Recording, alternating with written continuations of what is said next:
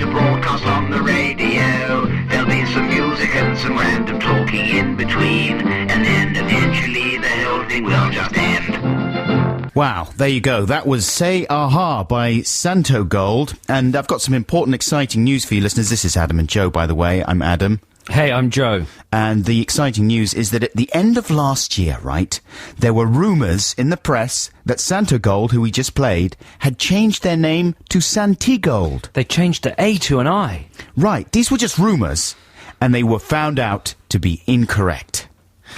Who's written that note? Is That's that you, note. Ben? Oh, Ben. And then he's put, after that it goes full stop. What a stranger rumour. What a stranger He's made rumour. a typo. It's sweet that you make all the effort, but you just get you get it wrong. It's very endearing. Listen, That sounds like bullying of Ben, our producer. it's not. He loves it. Anyway, he's going away on a motorbiking trip next week, aren't you, Ben? Ben bullying. Are you going motorbiking? Yeah, he's going on a Charlie Boorman and Ewan McGregor style. Yeah, you are. That's why you're doing it. Who's going to be 'Cause you love them so much. McGregor and who's going to be Boorman? Are you going to be Boorman? No. No one wants to be Boorman. I mean, They're both lovely chaps. Exactly, they're All right? both roughy, They're probably tufty big fans. motorcycle men. Last week, listeners, after the show, I, Joe Cornish, left the studio and there was a mother and a daughter standing outside the studio, not immediately outside the doors. And a son. And I didn't see the son. No, he was little, but he was there. Ah, they were standing there, and as I left, they shouted, "Stephen!" So I shouted, "Coming!" and waved. Ah, well done. And then when we came in this morning, those very people have sent a beautiful glittery card. Their names are Chloe, Peter and Anne. Chloe's 10, Peter's 7. And the mum, it's wrong to say a lady's age, isn't it? But she's a lovely lady. And they've sent in a very nice card saying that... I'm assuming she's a lovely lady. Yeah, she was. Do you think she isn't? No, she was definitely... Okay, you just laughed. I thought maybe... No, you I knew was something laughing at the didn't idea about that her. you think it's wrong to say a lady's age. It is. That's one of the oldest rules in the Man chivalry book, surely. Just makes me chuckle when it comes out of your locker, though. Why? I don't know, because I don't associate you with I've man got a chivalry. very chivalrous locker. Yeah, that's true. Anyway, so, wow, you've confused me I'm now. sorry, I derailed you. You've derailed me. Well, they were a like very in that nice film. family. They were very nice, but they've sent in a card, right? And they've said that they say it was so nice to meet Adam. We were so glad to meet Adam. We waited for ages. Blah, blah, blah. Well done, Joe, for responding. You aren't moody like Adam says.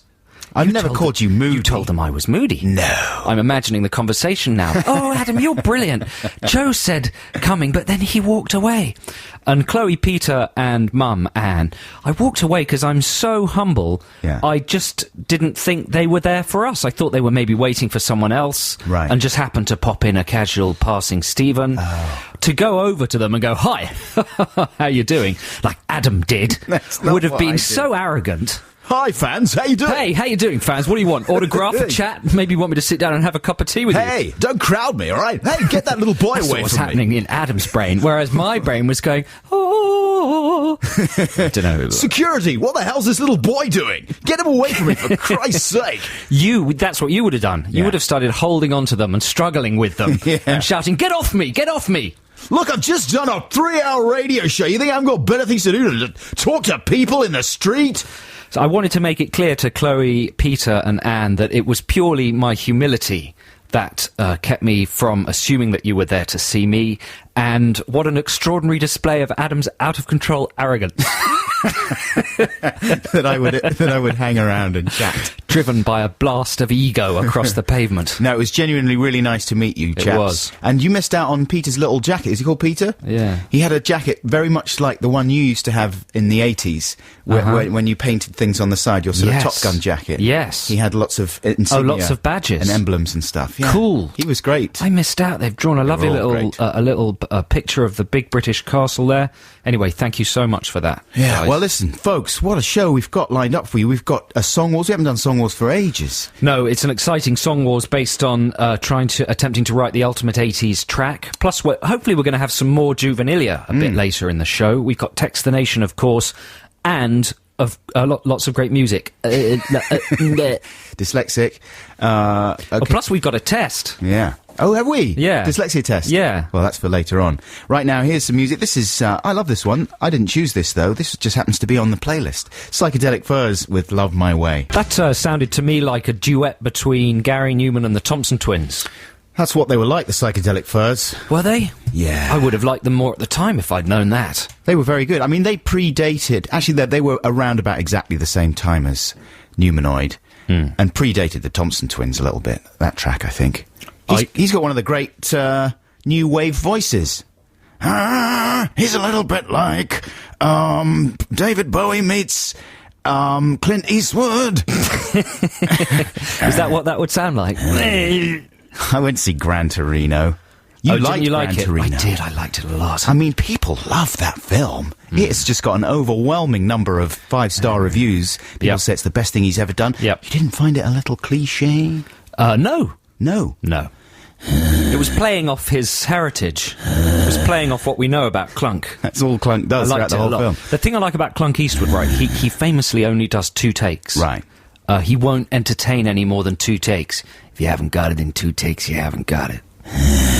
And you can tell that when you watch Gran Torino, because some of the shots are out of focus. Right. And some of these, they don't have proper endings. They just whip pan to a plug and then cut or something. Yeah. And I like that. There's something refreshing about that. Absolutely. He certainly seemed to have knocked it out in a couple of weeks. Good ending as well.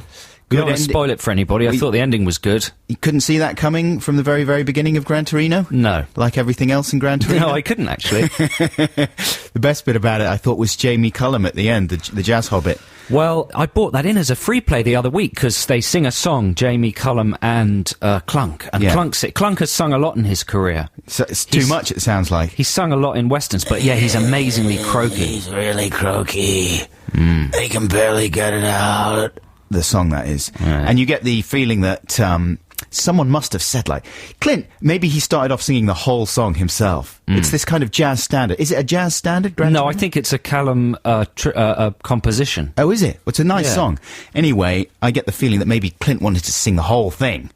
And no, he passed out in the end after the 4 lines. After the first he had verse. a minor stroke and keeled over. And then Cullum comes in. He's got a brilliant voice. I never realised. Who knew? I don't know. I expected him to sound squeaky and ludicrous for some reason. That's just my own prejudice. Have you never heard him before? No, I never had. And he's great. I mean, he sounds wonderful. Anyway, there you go. Oh, we're going to be playing quite a lot of Jamie Cullum on forthcoming shows. Yeah, well, that would be good, I think. Yeah. That would be excellent. Hey, it's your free choice now, is it? It is. What am I going to play? Oh, yeah, this is some vinyl. Regular listeners might know that we're playing stuff off vinyl every now and then. It is from the band Gangstar. They're a hip-hop band. Do you know them, Adam? Gangstar, I remember you and me dancing around to one of their tracks. DJ in Deep Concentration. DJ Premier in Deep Concentration, yeah, but this isn't that. This is called Jazz Thing. It's from the Spike Lee film Mo Better Blues. Do you remember that?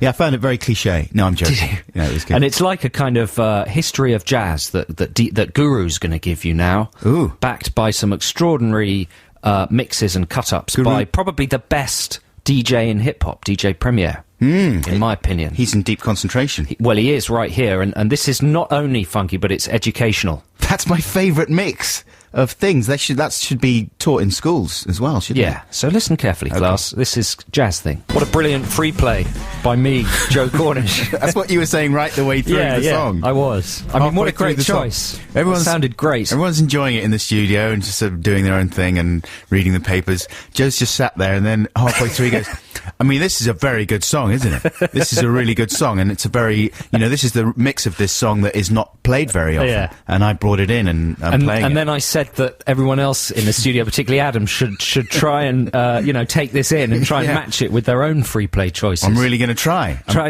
and live up to that choice. It's a lot to live up to. Good choice. That's big shoes to fill. Yeah, the history of jazz. In one song. So it's educational, it's groovy. It's educational, it's groovy. It's groovy. I'm it's like Keith Richards teaching some sort of hip-hop class. I ran over like a cat. Do you remember that from Steve Wright? No. Oh, well, Phil Cornwell. Anyway, this is Adam and Joe here on BBC Six Music, and we've got a new policy on the show, which is to launch Text the Nation, which is one of our 2 features on the show. Actually, so we've got more features than that. We've got lots of features. We've got Juvenile, we've got Song Wars coming up. Loads of features. We're going to do Text the Nation to get it going early, right after this trail. Is it a trail? Well, you told me it was a trail, Ben. He said the trail would be at the end of this link. Oh, God. And this But link I ended the includes- link. I ended the link. Obviously you ended the link, but very prematurely. Oh, no. I mean, it was humiliating. It's a disaster. Well, how premature luckily it that was. free play was so amazing that I've gained Doesn't myself a matter. bit of, leeway to Latitude. mess up. You can do anything you want, yeah. Well, listen, let's just ignore the last 20 seconds and go into the Text the Nation jingle. Text the Nation. Text the Nation. What if I don't want to? Text the Nation. But I'm using email. Is that a problem? It doesn't matter, text. And Text the Nation this week, listeners, we gave you a little bit of early warning about it last week, is going to be gig etiquette. Adam and I are both keen live music attendees, aren't we? Is that fair to say?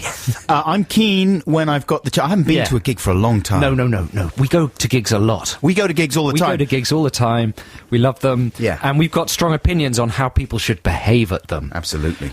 So we're looking to draw up a sort of a manifesto for behaviour at live gigs. And this is also things that would improve the experience of seeing live music, right? We want 10 bullet points. I'm not asking you to send in 10 bullet points. You only have to send in your suggestions for one of the bullet points. Yeah. But at the end of the show, we want to end up with a 10-point manifesto for behaviour at gigs. And what's going to happen is this manifesto will be taken around to all live venues by a jackbooted police force in black jumpsuits, white motorcycle helmets with electric prods. Right. Like in THX 1138. And it'll be enforced. Yeah. And whilst making life scarier, it'll also improve the behaviour and people's enjoyment of gigs. We could get the pigeon detectives to enforce it. I imagine it's the kind of thing they would enjoy. You think so? Yeah, they're rough boys. Really? And they love live You sound music. excited by I that. am a little bit. So text us. Well, I'm not sure what the text number is. 24046? No, that's no 64042. twos in it. 64046. Oh, I was... I This think... is dyslexia, isn't it? Yeah, numerological... Is it? Yeah. Does it cover numbers as well, dyslexia? I don't know. We're going to find out later in the show. But listen, here are some suggestions. And I think this is a subject that's covered quite regularly by Word magazine. Yeah. And possibly by every other radio show in the world. But plus- we're going to make it different. Plus, we've done it as well. Have we done it in the past? I think so, yeah. Well, we're doing it again. We're going to make it exciting and different. Here are some ideas. Idea number 1. Audiences at gigs should be positioned in height order. That's brilliant. Now, as a tall man, I'm being sacrificial here, because obviously I would be relegated to the back. Yeah, but you'd still be able to see, wouldn't you? Well, That's the main exactly. thing. I think when you buy your ticket, you have to give them your measurements. Yeah. Or maybe it would be included in your new government chipped ID card. When the THX style state begins, we'll all have chipped ID cards. Yeah. But when you buy your ticket, you have to tell them your height, and then you get allocated a special area of the auditorium where you won't be obscuring the view of the person standing behind. And would you be super strict about... I was thinking, what about just having an enclosure? Couples would be split up. If there's a small lady who goes out with a tall woman, Right. Say what you need Really? to say, then you won't see them till the end of the gig. That 'cause- seems extreme. well, but it's for the greater good. Yeah. Isn't it? What about just having an enclosure for short people that's Well, voluntary? that's a better idea. And with so- some straw. Yeah. Well, you don't have to have straw in the enclosure. But you could. And an electric fence. No. No. Just an enclosure where the short people can stand if they want, that's near the stage, but you have to be short. You're not allowed in if you're tall. Right. Do you know what I mean? That's quite a good idea. So it's voluntary. But I agree with you that some legislation needs to be put down about height. Idea number 2, for bands below a certain decibel, okay? Yeah. All bands are given a decibel rating. Right. The volume at which they play. Fleet Foxes would be a good example of a quiet band. Yeah, absolutely. Yeah. For bands below a certain decibel, there is silence enforced during songs. Okay? No loud singing along. I paid to hear the Fleet Foxes, not Kev from Teddington, singing along to the Fleet Foxes right next to me. You know? Right. So that's another thing, a decibel rating. And so for metal bands and rock bands where the music's so loud that you can't hear the person next to you singing along, that's fine. But if it's a quiet gig or a jazz gig or the Fleet Foxes, enforced silence. What about if some of the music is loud and some is quiet? Well, those bands aren't allowed to play. Because they're too inconsistent. Yeah, they're too inconsistent. Bands, that's something bands have to do. They have to meet us halfway. They have to have a consistent volume. Right, and so if you're a band like Radiohead... I mean, all bands are like that anyway now, Yeah. because their music is compressed for iPods, isn't it? Right. I was reading a thing in the paper that said all bands are loud now. They're too loud. For iPods, it's all compressed and there's no nuance anyway. Right, but when they're playing live, though, I mean, you've got some loud songs and you've got some quiet songs. And not anymore, you haven't. Structure your set to go loud. Right, so now what you have to do is you have to declare whether it's going to be a loud set Yes. or a quiet set. Maybe some sort of a light above the stage that tells people whether talking is allowed. That's a good idea, yeah. Yeah, have you got any? Yes, I was thinking... Actually, this was suggested by someone else in the studio last week. I can't remember who. Maybe it was Liz Kershaw's producer. But it was the notion that beer fridges, should be switched on and kept switched on until the very end of the gig. Right. That's sometimes not What's the case. the problem there? Well, they switch them off, or They sort of shut the bars before the gig ends. Well, they don't coordinate the chilling of the beers properly at all. Sometimes you get all disgusting warm beer. I mean, it's not a problem if you've got draft beer, I suppose, but... So you're saying that cold beer should be available all the way through the gig? Yeah, very cold beer, ice buckets of beer in some fashion, or just fridges that actually work. Another of my ideas is to serve beer with lids on. Yeah. So you don't get it spilt all over you the whole time. Right, like little coffees. Yeah, whose idea was it to have hundreds of people crammed tightly together and then fill, squeezy, fragile plastic cups Slushy. to the brim with beer? It's like some ridiculous, it's a knockout game or something. Yes, exactly. Trying to shove through all the people and, you got 2 inches of beer left. Never mind. That's right. That's a very good idea. Thanks. Yeah. And straws, maybe. You can have straws that would get people drunk too fast, right? Yes, that's true. But you could have little, like you say, coffee shop sippy cups. Yeah. Sippy cup caps. Or patches. Patches? Can you do patches for alcohol? What do you mean patches? like nicotine patches, you know what I mean? Instead of actually having fluid? Yeah. I haven't thought that one no, through. you haven't. No. I thought you just meant nice patches with patterns on them. No. Listen, why don't we come back and have some more of these after the news in the second half hour? 64046 is the text number for your suggestions for our gig behaviour manifesto. This is Adam and Joe on BBC Six Music. It's 9:30 and it's time for the news. Extraordinary noise. That's Danny Black. He's alone. He's all alone. What? He's alone. Oh, well, it's all right. He's got glasses like a cassette.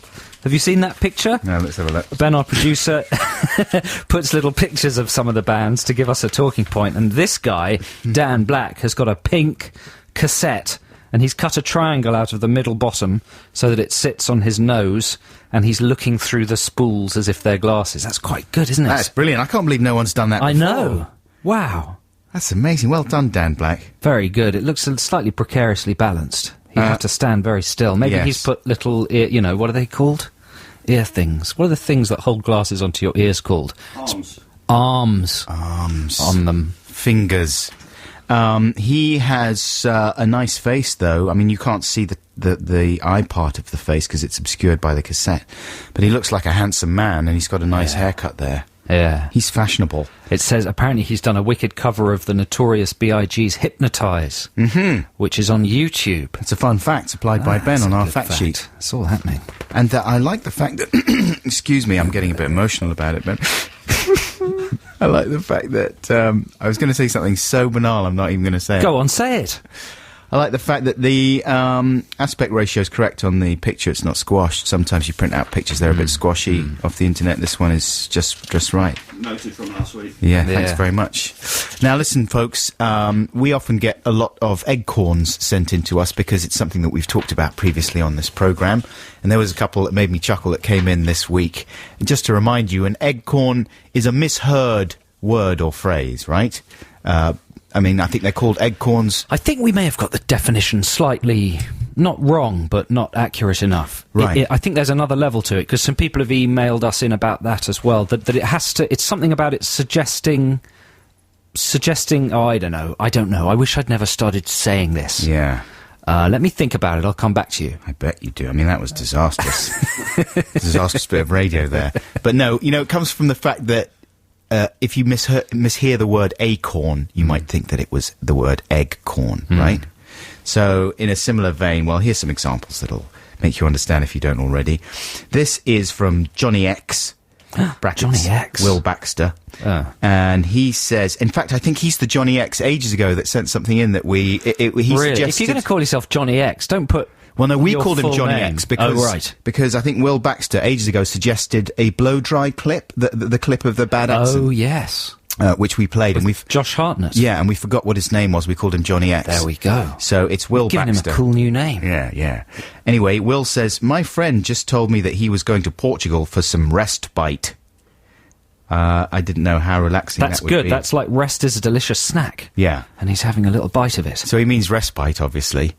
And yeah, respite. And here's another one from Nick. And he says, hi, Adam and Joe, I've got an egg corn for you. It came from one of my colleagues who often comes out with things like this. On this occasion, we all fell about laughing and made little effort to hide our amusement. He, for he shall remain nameless, said about one of our workmates, he's the vein of my life. The vein of my life.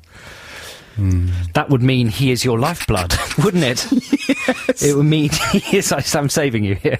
It would mean that his mere presence is like your jugular, providing your essential... It's nice that you stepped in after that laugh. Thanks. That you Now did. I'm struggling. After the laugh, after I said, he's the vein of my life, your laugh was... You know, that I've had that idea, actually, to go through our podcasts and pick out the most insincere laughs. Because there are sometimes some very insincere laughs. There's laughs when you're just trying to support your co-broadcaster, you know? Just Yeah, keep I do. things ticking over. I do know. But there's clearly no actual amusement behind the laugh. Yeah. Dead laughter. Yeah. Do me a laugh now. Do your most convincing laugh now. My most convincing one? Yeah. Well, I could really go over the top, or just a regular one. It's got to be convincing. I've got to Okay. think that... I've got to think... Was that it? Yeah. That was quite good. You see, I'm convinced by that one. Right. I don't think I'm as good as you. No, well, I have to use my fake laugh on How you about a that? lot. Did you hear that? Yeah, I did. Was that Sounded very convincing? insincere. Very insincere. Yeah. Mm. What did you say? You have to use your fake laugh a lot? A lot. Yeah. Really? Yeah, because some of the stuff you say is so lame. How wooed. There you go. That was a real one. But this one... that's not... I went wrong. This is absolute rubbish. What are we talking about? Fake laughter. Fake it's an laughter. important component of What's the life. best? Can you do like a really over the top fake laugh? That doesn't sound real. That sounds silly. Yeah, well, that's another technique. That's another technique folded into it, which is to get the person to leave. Yeah, yeah. You know, yeah, you're really funny, but I'm hysterical. Okay. So go away. How about this?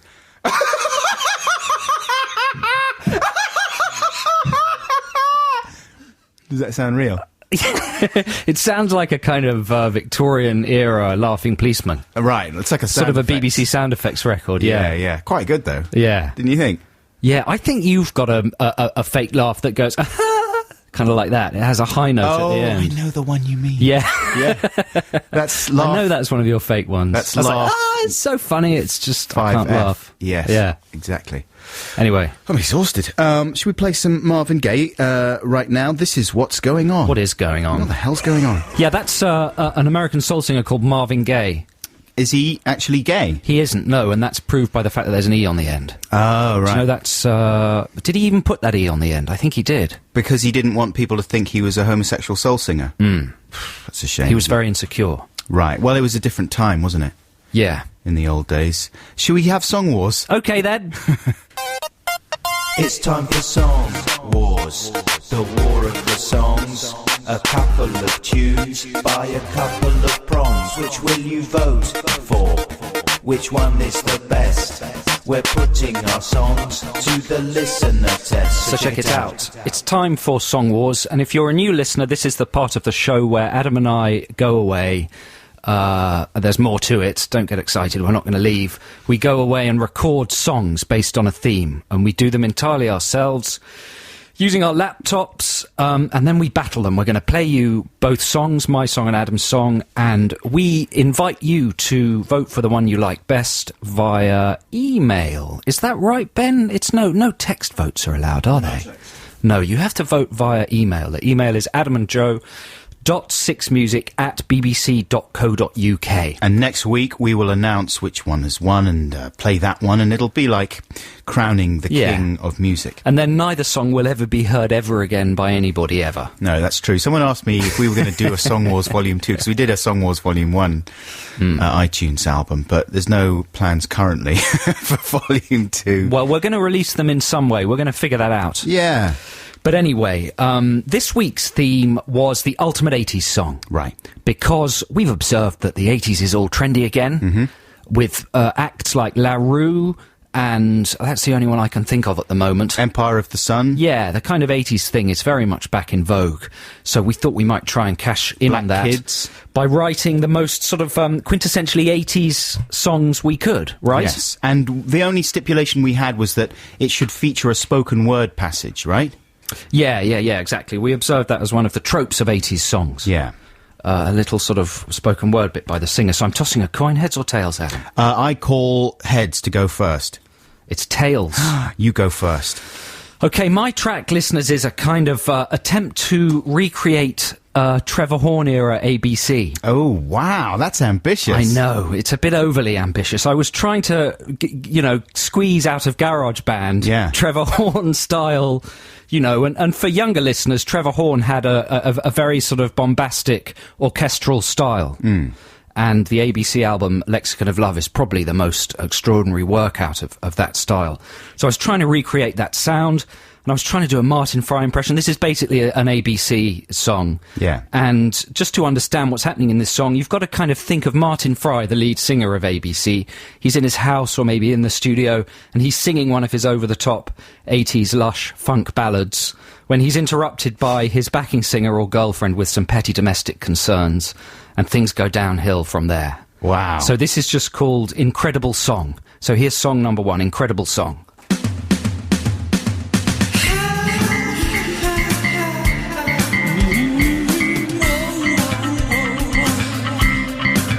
When the world is like a huge potato and it looks as though you've had your chips, you thought that you could trust the captain. Now you're sailing on a sinking ship. Where's the river? Don't interrupt my vocals. I can't find it. It's under the stairs. No, it isn't. Won't you leave me alone when I'm singing this incredible song? No one understands my 80s genius. Or perhaps you're just a melodramatic ponce.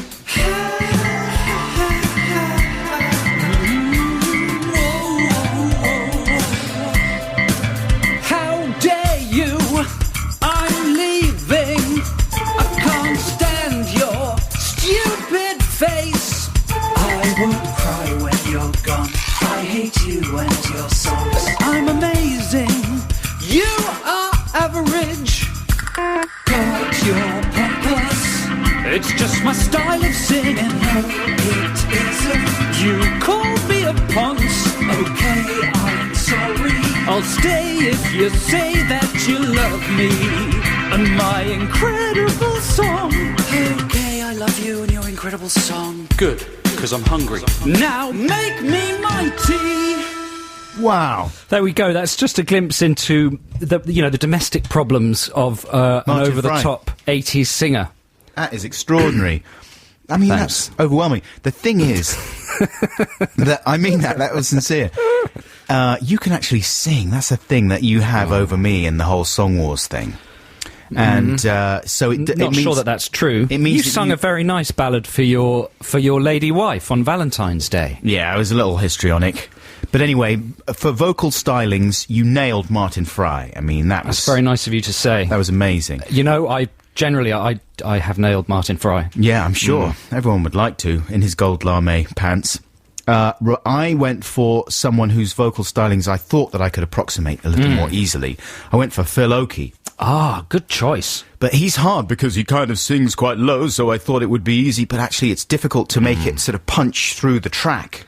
You know what I mean? With Song Wars, when you start out on a song like that, you very seldom have time to stop and restart. Yeah. Sometimes you just have to go the whole hog, don't you? Yes. The whole Lindsay hog. But what I did, I mean, Phil Oakey is just one of the many vocal influences that is in my track, as the you Oakey will Vokies? hear. Yeah. The Ocals. It's a mishmash of all kinds of different bits of the 80s in one track. In fact, I think maybe I've overloaded it. But I won't say any more. I'll just play you. This is just called 80s Song. One thing that I really hate is how we are no longer in the 80s. I wish Doc Brown from Back to the Future could take me back there now in his DeLorean car. I'm going back to the 80s, a decade of fun. You could make lots of cash and gender bend in the sun. You could dress like a Ponce or a pirate from space and draw wavy lines on your face. Margaret Thatcher, shoulder pads, New Kids on the Block, fresh body popping, funny Eddie Murphy, Metal Mickey, a Dayglow sock. New York girls who dressed all slutty, boys from Camden who were the king of pop when he was black, Shack Attack. I live in the 80s, my life is fantastic. I've got a giant flat made of money and plastic. I play Space Invaders, I drive a C5. What a great time to be alive. This is a sample of James Brown. Scratching. I'm a sexy woman. We had the Beastie Boys for tea, their behaviour was disgraceful. They vomited on adamant and Boy George got a face full. Ad-Rock broke my Rubik's Cube and Mike D punched Rick Astley. MCA watched MTV, the whole thing was just ghastly. The 80s were destroyed by the Beastie Boys. They were so rude and made a terrible noise. Why did they have to shout at the end of every line? Before them everything was fine. Oh, take me back today, it's horrible here. There's crappy 80s music, unemployment and fear. Oh wait, they had those then, of course I nearly forgot. In fact, things haven't changed a lot. Wow, I like the one Syndrome hit in the middle of that. Doink, boink towards the beginning. That's very good. So there you go, listeners. Those are the two Song Wars songs this week. Song number 1 was Joe's song, incredible song. Song number 2 was Adam's song, 80s song. Brilliant names there. Yeah. Yeah. The 80s Song. And I noticed that we both used the word ponce as part of our lyrical Well, it's one package. of the key 80s words. It's the ultimate 80s one word, of the isn't defining buzzwords. It's the ponce decade. It was when it was fine to be a ponce. Right. That's why we liked it so much. It was encouraged. Yeah. Exactly, it was a good thing, and hey, hopefully those times are coming round again. Ponce times. It's time for a free play of mine right now. Can I remind people where to vote for the songs? Vote, please, by email, adamandjoe.sixmusic@bbc.co.uk. You can vote if you're listening again or listening on the podcast. You can vote any time up to close of business on Friday. They'll be counted next Saturday morning. I think we're going to play those songs again before the end of today's show. But right now, it's time for a free play, bit of real music. This is one of my favourite bands. This is Spoon, and this is a track called The Agony of Lafitte, and it's one of those tracks that's actually very bitter. It was written about an A&R guy who ended up dropping the band and sort of stabbing them in the back a little bit. I hate A&R guys. So, you know, and especially he was called Ron Lafitte. I hate Ron Lafitte. So Spoon wrote this song, like, all about how bitter they were about it. And usually songs like that leave a bad taste in the mouth, right? But this one is sweet. You know, if you're going to have, like, a bitchy song written about you, then you can't beat this one. This is The Agony of Lafitte by Spoon. Text the nation. Text the nation. What if I don't want to? Text the nation. It doesn't matter. Text. Now, I haven't had a chance to prepare many Text the Nations because I was eating a chocky bar. Yeah, that's fair enough. Is that enough. a good excuse? Absolutely, that's fine. Incidentally, listeners, you just heard My Girls by Animal Collective. That's a very good album that they've just released, and that's a track from it. This is Adam and Joe here on BBC Six Music, and yes, we are rejoining Text the Nation, the theme of which this week is gig etiquette. Specifically, we are trying to compile a manifesto containing 10 points that will improve the gig-going experience for people all over the world. Here's a couple more of mine. Making way for someone to move past you. Yes. You know, you're packed in a crowd and someone starts pushing past you, so you politely sort of create a space that wasn't there by pushing yourself really close to your partner or something to let the person step through. Yeah. And they step into that space and just stay there. Do you ever get that? That's awful. You've compressed yourself in an uncomfortable way to let them past, and they interpret that space as a space they can occupy. Yeah, wrong. Wrong. Bad. My number 9 was guys who take their shirts off and then start falling into people. Mm-hmm. Like, what's the thinking there? There's always several people at every kind of gig who think it's amusing just to be out of control and fall over on everybody. That's a young person's thing. Is though. that slam dancing? Maybe that's a little bit of slam dancing, Grandpa? If you haven't realised, listeners, Text the Nation this week is all about gig behaviour. We're trying to build up a 10-point manifesto to improve live music. I thought you were going to say, if you haven't realised, we're both very old. That's a fake laugh.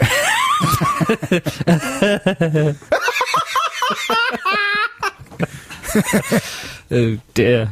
Yeah, no, I think that's fair enough, though, isn't it? You can't stop people, exuberant young people, from stripping off. Yes, you can. The police can with the electric prods. The pigeon detectives. Exactly. Right. So here are some suggestions. What's your problem with that? You just don't like being bashed into by naked men? Yeah, topless men falling Some into people me. love that, though. I don't know how to respond. Oh, sorry, mate. Caress them. Caress them. That would freak them out. Lick the sweat off them. That would stop them, at least. Yeah. Oh, what? Did you just lick me? It might start them. Yeah, maybe. Who knows what could happen? Well, you could go down an exciting new avenue. Yeah. Yeah. Here's one that I thought of, right? A point for the manifesto. And this is to cover, like, when you go to the lavvy, right? Sometimes during a boring song, everyone will go to the lav at the same time. And you might get stage fright when you're all queued up at the urinal. This is more a man thing than a woman thing. And so you're all lined up at the urinal during the boring song. You get a bit of stage fright. And as you're straining to do your whizzle-wazzle, you get an airborne toxic event, right? And it's very humiliating and embarrassing. And so I was thinking what would be nice is if they just have very loud music playing in the labs. I mean, you get that sometimes anyway. But a lot of the time at a venue, you'll go into the lab and there'll be no sound. And it'll be all eerily quiet. I mean, there might be a couple of drunken yobs discussing things, but sometimes it can be very quiet. And That's a good idea. And a bit of a humiliating event. Loud music in the labs. Yeah, to cover up events. Yeah. Here are some that have come in from listeners. Tom says, I suggest no wearing of band merchandise while actually at the gig.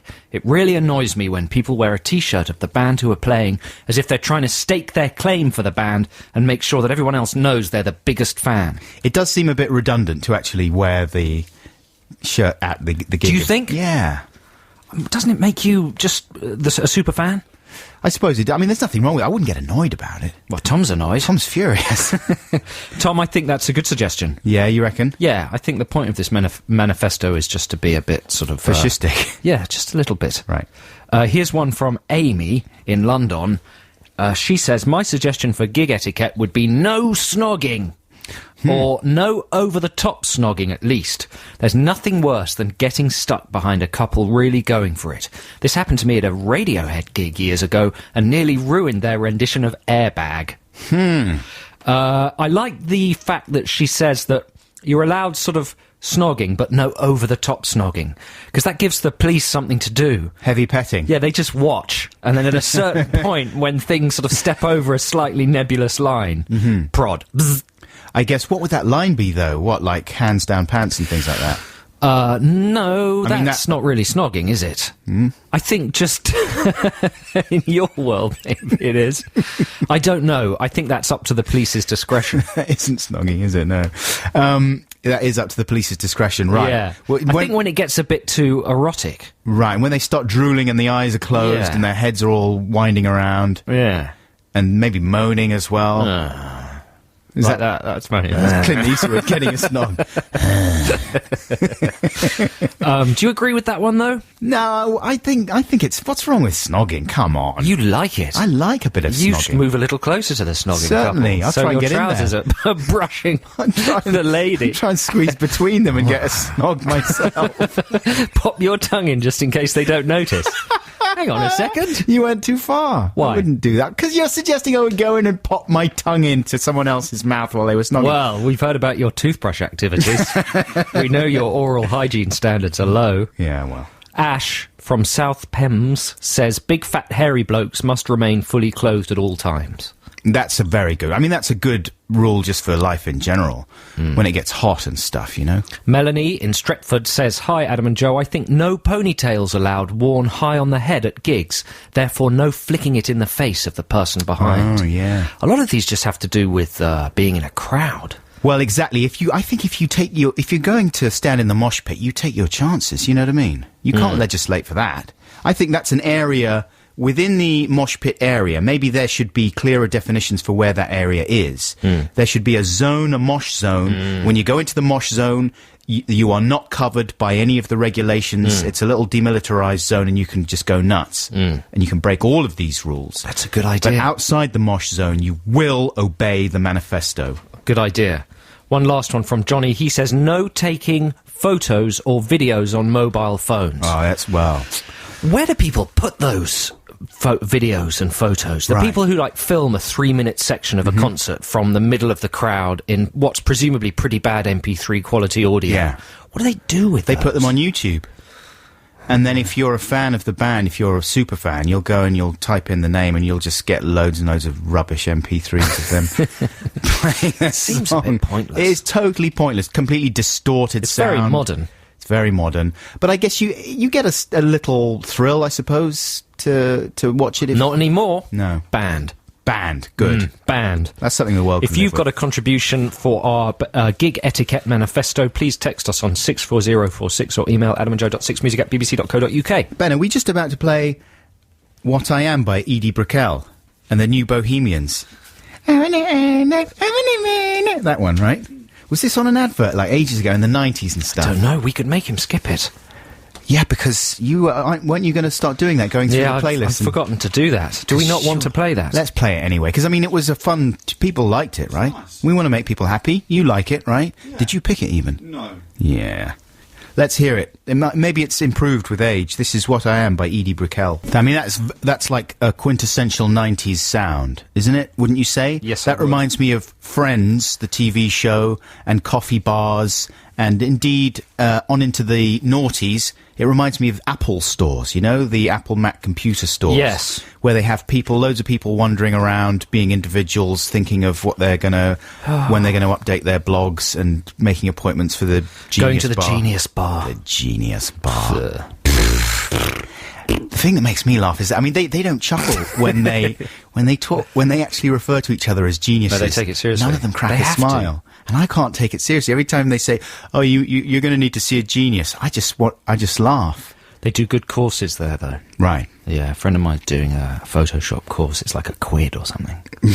Seriously. Really? Yeah, Zach is, yeah. Yeah. Just a bit personal chat there, listeners. Yeah, that's Are we on? Yes, we are, yeah. Hello. Hey. This is Adam and Joe on BBC Six Music. It's time for a flea play. Yeah, you're going to pray to some fleas. Yeah, I'm going to pray to fleas. This is a kind of a plug for a forthcoming film. Oh. But I was raving about Gran Torino to you, Adam Buxton, and Yeah, we've we just were. been discussing how disappointed Adam Buxton was with Gran Torino. Little. I was expecting something different, and Joe Raised your expectations. You very intelligently pointed out that if you sort of look at it as like a Western but set in suburbia and dealing with race relations rather than... Some of its simplistic Yeah. plot mechanisms are more forgivable and enjoyable. I was We're expecting talking about something Gran Torino. different. Yes. Yeah. So now I'm a bit wary about enthusing about another film, because maybe people will just be disappointed. No, your recommendations are usually on the money, I would say. Well, this is a Swedish vampire film called Let the Right One In, and it's terrific. It's a sort of arty film, but it's really good. It's about a little boy living in Sweden in the 80s in a sort of housing estate, and a mysterious neighbour moves in, a young girl who he befriends. And that's all I'd tell you. It's coming out in a few weeks. It's really good. But the title of it, Let the Right One In, is taken from a novel called Let Me In, a big, successful Swedish horror novel, which itself is inspired by a Morrissey track called Let the Right One Slip In. Ooh. So I'm going to play that Morrissey track. This is called Let the Right One Slip In. And it's not about vampires, this track. It's not, no, I'm not really sure what it's about, but this is by way of, tipping people off to this forthcoming movie, Let the Right One In. So here it is, Morrissey. very nice. That's Morrissey with Let the Right One Slip In. This is Adam and Joe here on BBC Six Music, and we are going to do a bit of Juvenilia for you right now. But incidentally, we got an email during the week from a chap, and I've got it written down here. Oh, come on. Here we go. This is from Robert. Robert says, Dear Adam and Joe, I love your show more than custard, but if you say Juvenilia instead of Juvenalia one more time, I'll scream. Cheers, Robert. He thinks we're using the wrong word there. We think he's wrong. So what I've done, Robert, is I've looked up. I thought you were wrong about that, so I looked it up, and the dictionary definition... You know how I know he's wrong? How? Because that word was introduced by Louis Sebastian Theroux when we were about 15 or 16 or something. I remember he used it, and he never gets anything wrong. You know, he's a smart arse. Yeah, especially stuff like that. Well, yes, and it turns out that it is the right word. Definition of juvenilia is 1, the literary compositions produced in an author's youth, or 2, literary productions intended for the young. So that refers to literary stuff. Juvenalia, though, is scenic games instituted by Nero in AD 59. There you go. So what's his name? The gentleman who called to complain about that? That was wrote? Robert. It would be wrong to do an undignified display of, exactly. you know, but you're sussed. You're sussed in your face! In your face, Robert! But thanks very much for your email, and that would be, incidentally, the wrong thing that we just demonstrated. We weren't actually doing that. That's the bad thing to do. That's ignoble. We were showing what a couple of prats would do. Yeah, which we are not. No, by no means. So here's the jingle for... This is quite a cloying jingle. I've got to come up with something better than this. But this is a real young person doing a bit of singing over our jingle here. Here's something that I done when I was very young. It isn't good looking, can you? It's time for some juvenilia. Yay! Yes, listeners, this is the part of the show where we play bits of stuff that people have recorded. I'm just explaining what the jingle already explained. Yeah. But we were playing some stuff we'd recorded as kids on little tape recorders. Chiefly when you're a child and pretending to be a DJ, the kind of thing we're both still doing here on Six Music as adults. But we had more excuse for being so shoddy when we were kids, and we asked you to send in your own version or your own tapes of pretending to be DJs. And this is one we got from a fellow called Matt Rowbottom. Matt says, Dear Adam and Joe, I listen to your show a lot, and when I heard you talking about pretending to be DJs when you were kids, my ears pricked up. I used to do that, I thought. How cool! Then, when you asked us to send in some of our own recordings, I couldn't believe it. I must send in some of my stuff. I could actually get played on national radio, albeit sounding like a buffoon. But how cool would that be, he says. I know, I still sound like a kid, and I'm actually 32. It's exciting, though. Me on national radio. I've always wanted that, he says. And he says, here's a little history about how I got into it. He used to make tapes with his dad's double cassette ghetto blaster, right? I mean, that was an entry point for a lot of people as soon as those double cassette things came out. That was good times. He says, this all moved on in 1989 when my family moved house and I ended up in a loft conversion bedroom. I wanted my radio shows to sound more professional. So with money given to me for my 13th birthday, I bought a disco mixer from Tandy and a cheap mic. Attic Radio was born. Wow. I roped in my friends and next-door neighbours, brothers Thomas and Andrew Fowler, to help me. We also recorded our own jingles. Happy days. And so we're going to play 3 clips right now from Attic Radio. And it does sound amazingly professional. I mean, it sounds like it could have been at least hospital radio. You know How old was this guy when he recorded 13. it? 13. At this point. And I think the thing to point out, as far as I can tell, is that he is not being ironic in any of these clips. These are sincere opinions that he's But because his expressing. voice is broken, Yeah. or has certainly started to break, it sounds as if it might be sort of tongue-in-cheek, but it isn't. No, it's this is utterly sincere. 100% sincere. First of all, here he is talking about just fashion trends. It's a talking point on Attic FM, right? Here he is. Okay, if I said to you the word fashion or the word trend, what's the first thing that comes into your mind? Is it music? The music that's in the fashion? Or is it clothes? I think mainly the most thing that will come into your head is clothes. Now, what do you wear after school? Out of school, if you go to youth club or something like that, or what do you like wearing? I've heard that it's actually in the trend to wear a hooded top. It used to be the trend to wear a shirt with a t-shirt underneath it. What do you think? What's your opinion? Write into the usual address, Attic Radio Wales, blah blah blah, you know, and tell me what you think. It's not going to get there at that address, though, is it? He's sort of, his sentence construction is quite Italianate, isn't it? Yeah. The music that's in the fashion. He said. Yeah. It is in the trend to wear a hooded top. That sounds like Mario. Yeah, it is Mario. Super Mario. That's good. There he is. So he's covering off fashion trends there on Attic FM, Mr. Rowbottom. He continues to talk about... He plays a bit of Phil Collins, right? Because there's music in between a lot of these. He plays a bit of Phil Collins, and then he starts riffing about how much he respects and admires Collins. And also that takes him into some admiration of Cliff Richard. Again, it should be noted that all of this is entirely unironic. In fact, he goes so far as to say that they should actually get some awards, more awards than they've already got. Let's hear it. So here he is talking about that. Phil Collins and Hanging Long Enough. That's the first track on his album, But Seriously, which is being released on Virgin Records. The reason Phil Collins called that album But Seriously is because all the songs are actually based on something real. And it includes the track Another Day in Paradise, which is based on the homeless. Things like that. I think Phil Collins is an amazing singer. I think Phil Collins and Cliff Richard are the best two male singers there are. They ought to get an award. Speaking of getting an awards, I watched the Smash Hit Poll Winners Party the other night. What did you think of it?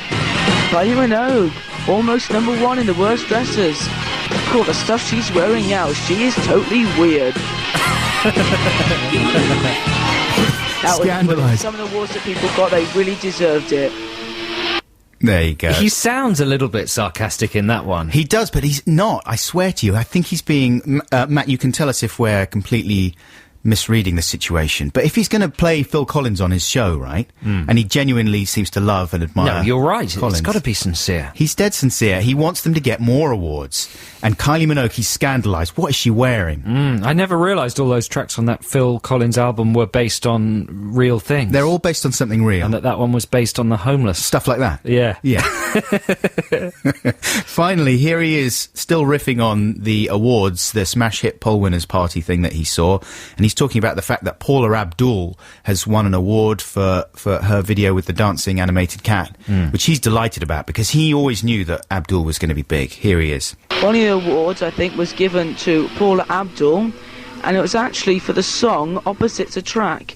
And Opposites Attract had an amazing video, which was sort of done with cartoon effects, and there was DJ Cat Rat, and he was in it, and she won an award for the video. And when I first saw that, I said, that's going to win in Smash Hits Poll Winners Party, and it did. And it did. That is going to win at the Smash Hits Poll Winners Party. Opposites Attract. You heard it here first. I put money that's going to get a Smash Hits gong. Yeah. Hello? Hi, Matt Rowbottom. Yeah, what do you want? Absolutely. I'm definitely backing it for a win at the poll Winners Party. Yeah. That's a shoo-in for the Smashies. You can publish that. Okay, thanks a lot. Bye. That's a good station, though. Attic FM. I wonder whether... Because the thing I like to think about is the fact that no one is listening. Yes, exactly. To this. It's complete blankness. I know, he doesn't say what he did. I mean, I don't know if he circulated the tapes to friends or if it was just for his own amusement. I can't believe that it was just for his own amusement because he's really quite slick. You know what I mean? Yeah, like he's good. He could walk into a job at London's Capital FM or something, couldn't he? Yes, hard. On a commercial radio station. The fading, it's beautifully executed. Man, they would fire Jamie Theakston if he walked in. You know, for Rowbottom. Definitely. Theakston out, Rowbottom in. Abdul, Collins, playlist makeover. Upbeat chat. Yeah. Talk about fashion trends. All the tips for the big awards. You know, not being unpleasant about people winning awards, just saying they should get more awards. The stories behind the albums. I think it's refreshing, man. It's definitely the way that radio should go. Based on the homeless. But stuff like that. Stuff like that. But Rowbottom doesn't seem to be... Matt, you don't seem to be doing it anymore, and he sort of refers to himself as sounding like a buffoon. I mean, you know, we're being slightly... irreverent about some of your It's fun stuff. to take the mickey out of kids. Of course it is. Don't you think that's the whole point boys. of this segment? Of course, that's what I was going to say. You asked for it. No, I'm joking. I'm only joking, Matt. Thank you so much for sending that stuff in. You sound great. And I think it's a shame if you haven't kept up with your DJing, because it sounds like you were good, man. You were, dare I say it, even better than, what was your guy called? John Scott. John Scott. Well, come on. John Scott was earlier in his career. Yeah, that's true. Listen, if you've got similar recordings, specifically you pretending to be a DJ, that's what we really like. Please, if you can be bothered, pop them into an MP3 file and send them to us here at Six Music, adamandjoe.sixmusic@bbc.co.uk, because we'd love to hear them, and we might play them. Exactly. Thank you very much indeed, once again, Matt. It is just gone 10:30 here on Six Music. It's time for the news. That was Feeder, sounding very much like the Foo Fighters with Come Back Around. This is Adam and Joe here on BBC Six Music. Sun's coming out. It's improving a little bit weather-wise out here in London. I hope it's nice where you are. I'm angry. Why? What's your problem? Because the printer keeps printing out upstairs, and this has happened week after week. Right. And nothing's being done about it. Yeah. And how am I supposed to get the exciting emails if Charlotte has to go upstairs every time? It's absolute disgrace. I mean, we did discuss this last week, Ben, didn't we? Ooh. No, we did, though, didn't we? Yes. And nothing's been done. Look, Ben, you've made Joe passive-aggressive, all right? On air. So what are you going to do now? What's your next move, Ben? Yeah, what's your... I think I better take 2 weeks off. To have a 2-week holiday and go biking, motorbiking in Vietnam with Charlie Borman. Not go with Charlie Good Borman. idea. And you're making a documentary about it. No. What Called All the Way There. Why aren't you not making a documentary? It's going to be on Dave. What, and have about 150 people? Yeah, exactly. Yeah. So every time you fall over, you get your knee stroked. You're missing a trick if by Nursey. Don't do a thing. So listen, last week I told a story about finding a wallet. One of many stories that I've told on this programme, which was not supported by Joe Cornish. But we've had a follow-up email about it, and it says, Dear Adam and Joe, this is from Rainer Simpson. Rainer, thank you for your email. He says, Adam's exhilarating story, he describes it as exhilarating, about finding a wallet spurred me to get in touch with my own. I work at a well-known university in London. You might be able to tell by my email address. And recently I found a wallet stuffed full with £950 in 50 quid notes, with absolutely no identification whatsoever. As this was more money than I've ever seen in one place in my life, I briefly enjoyed pretending it was my money by locking myself in my office and throwing it in the air while I rolled around the floor giggling. Bet that's not true. I bet it is true. I then returned the money to the wallet and handed it in to our building manager like the model employee I am. To my knowledge, no one has come forward to ask if the money has been found, adding credibility to my theory that I inadvertently scuppered a drug deal. Love the show, by the way, says Rainer Simpson. I mean, don't... What? Look, come in. I'm laughing with While joy I was at the reading email. that out... It's a funny email. You should have been thinking of things to rejoin with about it. I was, Rejoined but you us. know what? I couldn't think of anything. That's not good enough. It's not good enough, is it? Shall I go And on holiday instead, with Ben? I finish reading the email, I look at you, you've got a stupid grin on your face. I'm just suggesting that the only reason you read that email out is because... He described my story as exhilarating. Exactly. Correct. The rest of it, I think, was just filler. No, not what? Not no. No, not I mean, what? No. he found the wallet, it had £950 in it. Amazing. He threw it in the air, rolled in it, which I think is probably an Amazing exaggeration. thing number 2, not an exaggeration. Real, why would he lie? End of the story. What's the end of the story? He scuppered a drug deal. Amazing thing number 3. That's 3 amazing things in one story, and Has he got any evidence for the drug deal? All you've got is a stupid Does he grin. know he scuppered his No, but deal? He's just a man. It's he fantasy. said It's pure fantasy. No one came forward to ask for the money. That added credibility to his theory. The facts of the matter are the following. He found a wallet with £950 in it, Yes. which I agree is impressive. The end. No, not the end. Did he hand it back? The money rolling. Yes, he handed it back. Were you even listening? No, I tuned out by that point. Clearly you tuned out. Listeners, if you think it's disgraceful the way that Joe treats my interesting stories, not only my interesting stories, but the interesting stories of fellow listeners, then can we get some kind of petition going? No, I'm not serious about that. Don't worry about the petition. But I think, Rainer, thank you. That was an interesting email, and I am so sorry. I'm so very sorry about the behaviour of my so-called colleague here at the programme with his silly grin. All right? Look at him. They can't see my silly grin. Can't they? No. Well, you can imagine it, though. I can hear it, almost. So listen, folks, we're going to rejoin Text the Nation when Joe sorts his printer issues out. Yes, thank you. Charlotte, I believe, went upstairs to get the printouts. She looks suitably chastened. Chastened. Are you chastened, Charlotte? She's nodding. She's behind glass. No, she doesn't care. chaste. She's got no respect. Well, before we do that, let's play some more music. This is the Yeah Yeah Yeahs with Zero. That's the new one from the Yeah Yeah Yeahs. That's called Zero. Their new album is out on Monday. It's called It's Blitz. Ben, our producer, has informed us on our notes here that it was originally planned for release in April, but some idiot, says Ben, leaked the album. Ben's absolutely furious about this. Some idiot leaked the album onto the internet, so they brought it forward. Ben has just been in a mood about it for weeks, but now, Ben, it's all over because It's Blitz is coming out on Monday. I'm so sorry, Ben, about the leak. And the Yeah Yeah Yeahs are also very upset for you because they know how much it means to you. But it's all going to be fine. That was Zero by the Yeah Yeah Yeahs, and I think it's time for the jingle jungle now, isn't it? Text the nation. Text the nation. What if I don't want to? Text the nation. It doesn't matter. Text. Now, Text the Nation this week, listeners, is all about building up a manifesto for gig etiquette, behaviour that we think should be enforced at live music venues in order to enhance the pleasure of everybody there. We've sort of neglected collecting our points, haven't we? We forgot to actually sort of write them down and put them in an things order. That we agreed on. We agreed on having, like, a demilitarised mosh zone. That's right. So, order of height we had. Yeah. So you have to tell them your height when you buy your ticket, and you get positioned in the auditorium depending on your height. This eliminates the problem of having your view obscured by tall people. Height declaration. We had a separate area for either that or a separate area for short people with some straw in it. Yeah. An enclosure. Yeah, with an electric fence and some straw. Why do they need straw? A bit dehumanising, isn't it? Is it? On behalf of short people, I don't understand why it's implied that we need straw. Just to keep the floor clean. What are we going to do? We're just going to soil ourselves because we're short. I don't know. And what else did we have? Loud music in lavatories to cover airborne toxic event embarrassment. Yeah. We're not saying that all these make the manifesto. We're going to have to whittle them down to the best ones at the end. I tell you a good one was the decibel level. The bands have to declare if it's going to be allowed. Decibel level, so you can gauge whether you're allowed to talk or not during the concert. Quiet bands, no talking. No talking. Also, lids on beers.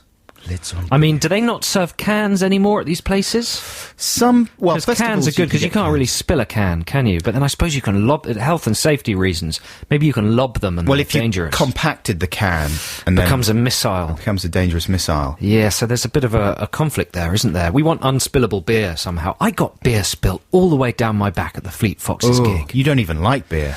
I don't really. Why? Are you suggesting I would have sucked it out of my trousers? That's what beer fans do. That's what most people do. Yeah, we like it. Literally early in the gig, it was like I weed myself for the rest of the gig. Sometimes I deliberately try and get someone to spill beer on me so I can get free beer. Really? Yeah, and I suck it out of my sweater. Wow, you're like Homer Simpson from The Simpsons. Have you seen that programme? I have, yeah. It's brilliant. It's only on Sky. You know, I saw an amazing thing the other day at a gig. A beautiful woman. Have I told you this already? Possibly. She was drinking a bottle of beer, and she reached back to scratch the back of her head, and she just tipped the whole bottle of beer down her back.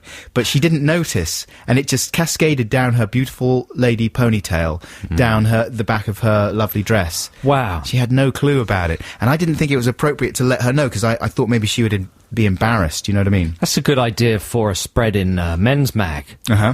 Just beer all over ladies. That is a very good idea. You'd like that? I mean, that's a good idea for a whole magazine. Beery ladies. Beery birds. Beer Birds magazine. This week, Jenny's poured a bottle of Carling over her knees. Tamsin spilt some stout on her face. Read more. Double pages 8 to 60. Listen, as usual, we've just ranted on about our own things rather than reading text. So here are some listener suggestions for our gig behaviour manifesto. This is from Catherine in Newcastle. When a man, it's always a man, stands right in front of you and half headbangs, i.e. just enough to make you flinch every time his head nears your nose every few seconds. This is another symptom of being in a compacted crowd of people, and any kind of head movement can threaten to nut the person behind. Well, he should be in the demilitarised zone. What about neck braces? Neck braces to stop people doing that. Just issued to everybody. Is that not a bit impractical? Expensive as well. It's very expensive. How would you stop that then? Well, you just zap them. It's a health and safety risk. No, if you see that kind of nodding, then the pigeon So detectives go around. Are we saying heads have to be held still? That's a bit extreme, isn't it? Put it on the list. We'll whittle them down later. Here's one from Ali in Southport. As I've had many gigs ruined by people with bad body odour, perhaps a deodorant monitor or a pit sniffer should be employed to weed out the smellies. No deodorant, no entry to the gig. That seems quite fascistic as well. Deodorant monitor. I've never been bothered by someone smelling that. Neither have I, actually. Gigs are supposed to stink, aren't they? I mean, the thing is that nowadays, since the smoking ban, you know, gigs smell different. They smell more of beer, which is a bit unpleasant. In the olden days, everything just smelled like ciggies. There's more sort of nuances of scent, aren't there? Yeah, everything just used to be stinky cigs. That's right, which used to cover up the smelly armpits and stuff like that. Maybe it depends on the gig. Again, like a Fleet Foxes gig, you don't get a lot of hands being waved in the air. But if the arms are generally up, then I can see that it would be more of a problem. In a big crowd and people are waving, then you're going to get armpits in close proximity to your nose. And proximity as well. Is that a word? It is now. Yeah. You know, the olfactory dimension is something that's not been explored by many bands, by which I mean to say, why don't bands like pump out smells at their gigs the way they do in Disneyland? You know what I mean?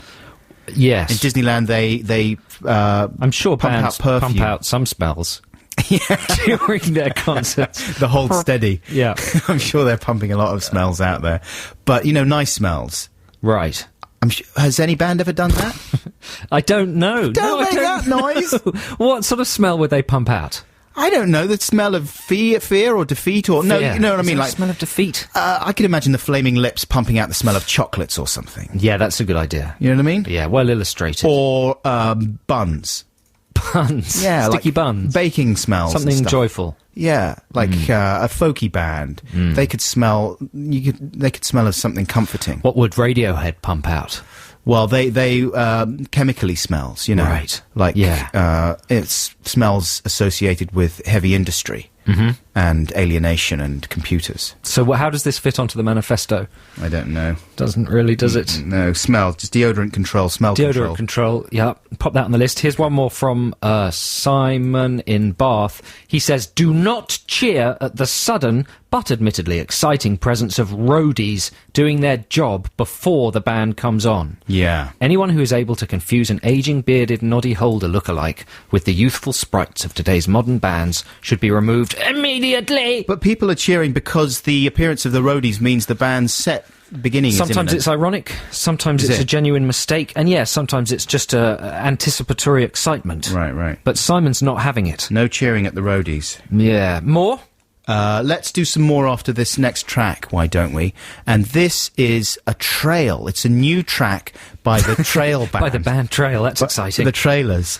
And they are dealing with daily downloads in this track. This is the voice of the big British castle. It is the top of the hour. Ooh, that's wonderful. I got so bored with the last hour. I'm glad it's gone. Now here's the new one. It's exciting and it's new. How do you do? That's Rufus and Shaka Khan with Ain't No Body. This is Adam and Joe on BBC Six Music. You know, Adam, I went to buy some bread during the week, right? Yeah. And I went to a lovely little sort of delicatessen near the Oval Tube. What kind of bread are you after there? You know, sort of rough-hewn, organic, properly baked loaf, you know, unsliced. Proper tasty, proper bread. Peasant bread. You can rip off hunks of it with your wine. Yeah. So I went into the deli, but the deli was empty. There was nobody there. Instead, there was a sort of a customer person who said, "Oh, don't worry, mate. The Kev, or whatever the shopkeeper's name was, he's just busy at the moment. He'll be back in a second. I'll give him a shout for you. Kev. No, he's going to be up in a minute. Don't worry, he'll be up in a minute. I'll give him a shout. Kev, someone, customer, want some bread? Yeah, I'll be back in a minute." Sorry, I waited and waited. I waited possibly about 4 minutes. Right. And then the owner of the deli, nice man with a moustache, Kev, came up from downstairs looking very sheepish, buttoning up his trousers. What? And he said, "Hello, sorry about that." And he quickly went over to a sink and he washed his hands. He sort of ran them under the tap. Yeah. And then said, "What can I do for you?" And I said, "I'd like that loaf of bread, please." Now, I was already thinking at this point, what was he doing? Well, he went to the lab, didn't he? Yeah, but it was too long for a number one. Well, he was number twos then. Yeah. So he served me the bread, and I popped it. It was unwrapped. Yeah. With his bare hands, he picked the loaf up and popped it in a bag and gave it to me. Right. I took the loaf home, yum, yum, yum, yummy, yummy, yum loaf, put it on the side of the kitchen sideboard, and I decided to tell my lovely girlfriend partner the story about what had happened before the purchase of the bread. She wouldn't touch the bread. She wouldn't. She refused to eat the bread because she called it pooey bread. She said, "I'm not having any of the pooey bread." Pudo. And, then I went off the bread. Right. The pudo. I went right off it. I wouldn't have it. So for a few days, the loaf just sat there because we thought it might have pooey fingerprints on it. But then midweek, we capitulated. And my girlfriend said, "Oh, I had a slice of the pooey bread. It was delicious." You know what I would have done? What? Toasted it. Really? That gets rid of any of that kind of stuff. Really? Doesn't it just enhance the flavour? No. That'll get rid of you. I mean, because the thing is, even if you've got really... In our house, right, what we do is if the bread's really mouldy and there's all cultures and stuff on it, just toast that stuff. Really? And you can't kill tell. it. Yeah, you just toast it all up. It's nice. You've got a weird sort of a Texas chainsaw kind of a house. Yeah. With the shared toothbrush, the mouldy bread being toasted. Are you okay? It's family life for you. It's good. You get a bit of free penicillin. Do you think we were wrong there about the bread? Would you have eaten that bread? Certainly. Would have... You would have tucked into it with extra relish. Absolutely tucked in, yeah. Thinking, you know what? It tastes better. It was the look on his face. Of shame. Yeah. He knew he'd done one. I knew he'd done one. I'm surprised he didn't make more of a show of using the hand sanitizer. Well, that would have made it explicit that he'd just wiped his bottom. If he'd scrubbed up like a surgeon, you know? Yeah. All right, what can I do for you? Okay, absolutely sanitized now. Absolutely no poo anywhere on my hands, if that's what you're worried about. That's how he talks as well. Like He's Mario. Italian. Yes. Yes, sir. Princess Peach. I come for you. Someone here. Oh, dear, I've fallen down chimney. Oh, but look, I found a lot of coins. A lot of coins. Bonus. Where's this going? I have no idea. Anyway, that's my pooey bread story. But good one, huh? Better than your wallet story. Only because I supported it. If that had been me telling that story, you would have been sat there going... that story's a freestanding story. Standalone story. Great story. Beginning, middle and end. Punchy. Right. What a story. Do you know what? That's a Sony award-winning story. Incidentally, all the laughter that I generated throughout that story, fake. Genuine. All fake. Genuine. It was all fake. Genuine. Fake laughter. Right. Is it? Speaking of which, this track is called Too Fake, and it's by Hockey, and it's about my laughter that I was doing during your that was a fake laugh. Boring poo story about your poo bread. It was a wicked story. That was Hockey with Too Fake. What, do you know anything about Hockey? Too Fake. We've got. Is there anything in our notes? No. Hockey. Hockey. The band members are from all over the states, but they base themselves in Portland, Oregon. Hey, everyone's living in Portland, Oregon now. It's the place to be. Hockey, they've got long hair, and one of them's... They've got quite a lot of moustaches going on there. Boy, they don't look like that sound at all. Do you know what I mean? Like, they look like hairy men from the 70s, from a rock band. Big deal then, Hockey? Hockey. It's not a particularly striking sound, is it? Ooh, steady on. I'm just being honest. They're going to come at you with big... hockey sticks. Pucks and smash your face in. They're going to puck me up. Absolutely. Hey, someone sent in a good joke about what we were just talking about. Yeah, Matt in Bristol says, why did the baker have brown hands? Because he needed a poo. Nice. Yeah. It's time We're not going to dwell in that area. It's time for a bit of a free play from me right now. And it is, let me see, I'll tell you, Ben, because I just had to burn off this CD as we were coming in. I was all in a fluster this morning. It's track 5. And it's a bit of Brian Eno. And I remember this is from his album Before and After Science, one of his solo albums that he did after leaving Roxy Music, one of his vocal ones when he was still working the vocals there. And he's got a funny little reedy voice. Are you familiar with Brian Eno's voice? Not really. And I remember playing this track and being ridiculed by my friend Patrick. And he just said, what are you listening to? And he thought this was the stupidest song ever. But I've since been proved correct in the credibility stakes, because this is a brilliant song, and all intelligent, sane people know that this is a smash. That would be a good Text the Nation one week. Right. Pathetic feuds from when you were really young. Right. That you still feel sort of hubristic victory about. In your mid-30s. I think I've mentioned it to him since. Like, I haven't seen him for ages, but I saw him a while back and I said, hey, do you remember the Brian Eno? Did you remember when he took the mick out of me for playing that song, Backwater, which is actually brilliant, and everyone realises it's brilliant now. And he's like, yes, ridiculous song. So he wasn't even capitulating. He made me furious all over again. I'm going to play it to you right now, see what you think of it. Maybe you'll start teasing me. But I like it. It reminds me of the kind of song that I might come up with for Song Wars, only obviously much better than anything I've come up with. This is Brian Eno with Backwater. That was very nice. Patrick is wrong. He's absolutely It's wrong. a classic track. I like his horn sound there. Yeah. I'm running out of garage band songs on sounds on Song Wars. I think I've used all the good sounds. I need to either buy a new jam pack, or we need to step up our equipment. Right.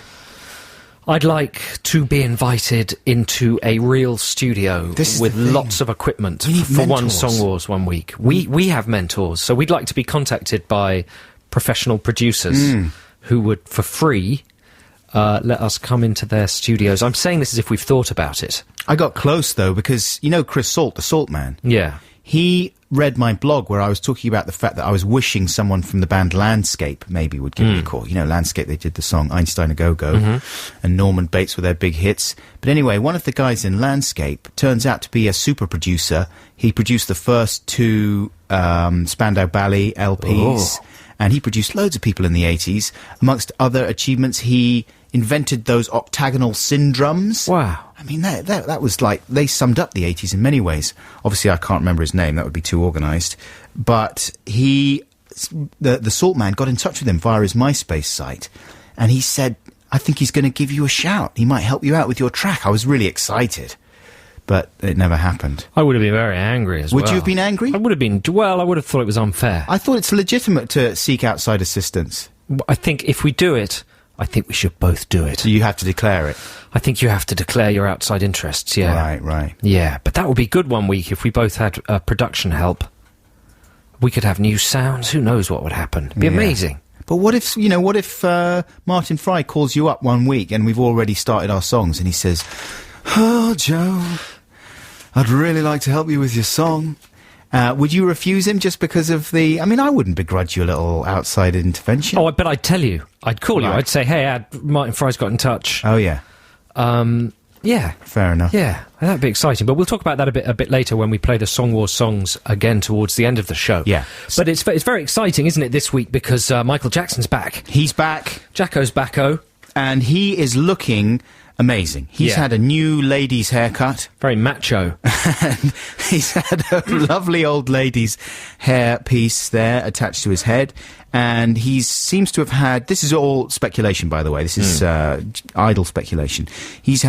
Seems to have had new surgery to correct the old surgery. Well, people are saying he's had his chin strengthened. He's got more of a Desperate Dan sort of a chin. Like, for a while, during all his trials and stuff, he was often to be pictured looking very haggard, understandably, because of all the stress, I would imagine. But also, his face seemed to be dissolving a little bit, whereas now it's, like, set nicely and it looks all back in place. You know what I mean? Like, it's looking fairly neat. Which is nice. Like, he's had a sort of valet service. Had it hoovered. Yeah. Polished up and everything. Yeah, he does look good.